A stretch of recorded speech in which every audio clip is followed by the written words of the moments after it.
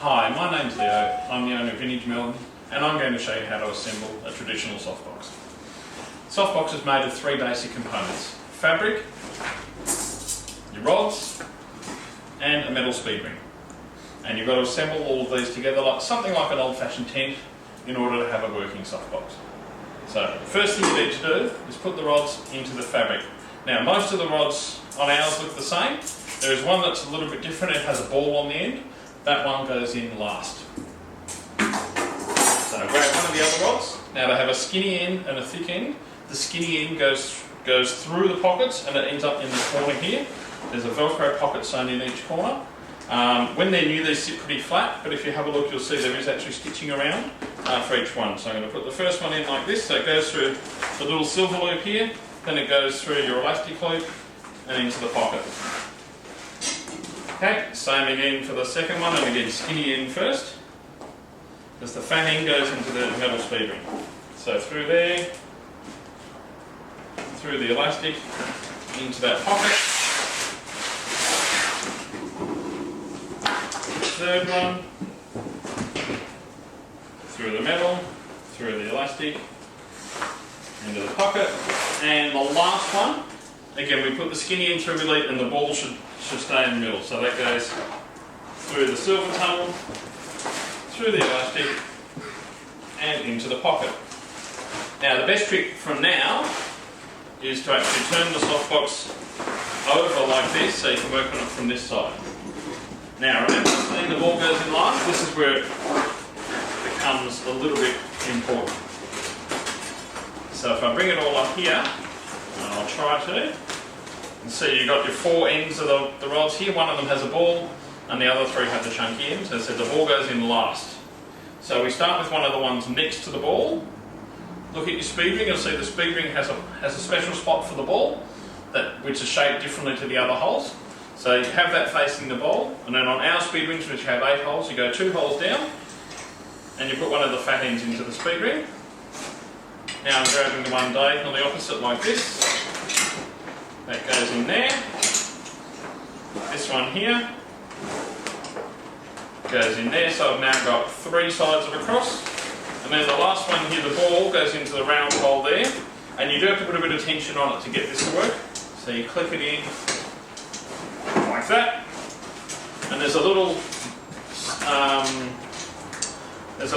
ring here too, and that ring you should also slide into position. That helps lock it off. So you've got to press this, wobble the speed ring and wobble it into place, and it helps lock it into shape. Once it's done that, you now have to do up the 4 strips of Velcro here, so you don't get light leaking out the back. And that's the outer part of the softbox built. As you can see, it's taking on the correct shape for a softbox now. So that's the outside done. Now we have to do the inside. So inside you have 2 layers of white fabric. This is your inner diffuser, and this has clips on each corner, which you clip onto the white elastic loops inside the softbox. 1, 2, next one, 3,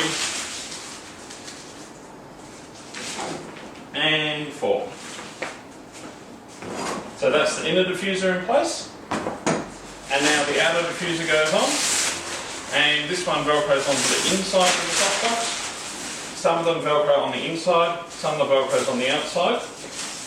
These ones like this with velcro on the inside are also designed so you can put a fabric grid on, which is a handy thing. Gives you a bit more control over where your light goes and a bit more contrast too. So going around here, third side velcroed on, and the fourth side. So, can be done in a few minutes with a bit of practice, as I've done there, and there's your softbox ready to go. Now, if this is looking too complicated, too scary, we've got a very simple solution for you. It's called the QuickBox range of softboxes.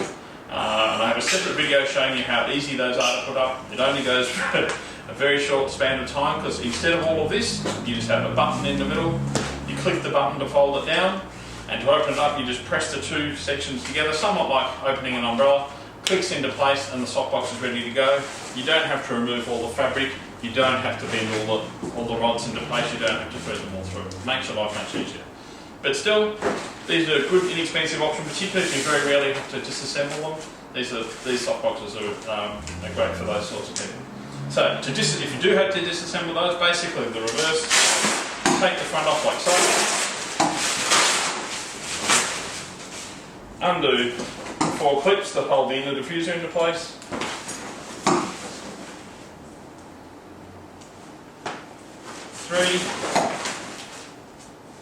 that's 4.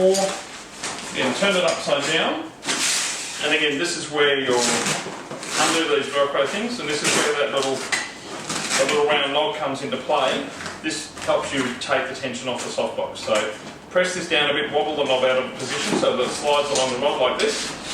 And once it's done that, then you can actually flip the rod through here. And again, you do have to press down on a bit and you flip it sideways in the groove. And that helps take the tension off that section of the softbox. You've now got to get one of the other rods out though. So you flip like that. And now these two here, there is still a bit of tension on it. So you do need a bit of force to do this, but pull firmly and it all unclips. So there's your speed ring out. Just remove the ball end. And now remove each of the rods.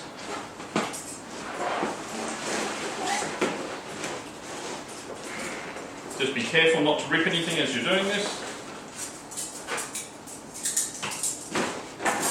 And then your softbox is ready to fold up for transport. As I said, it does take a few minutes and you do get better at it with practice. But if you're looking for something really quick and easy, I would definitely recommend our quick boxes. Thanks for tuning in, and we'll see you again soon.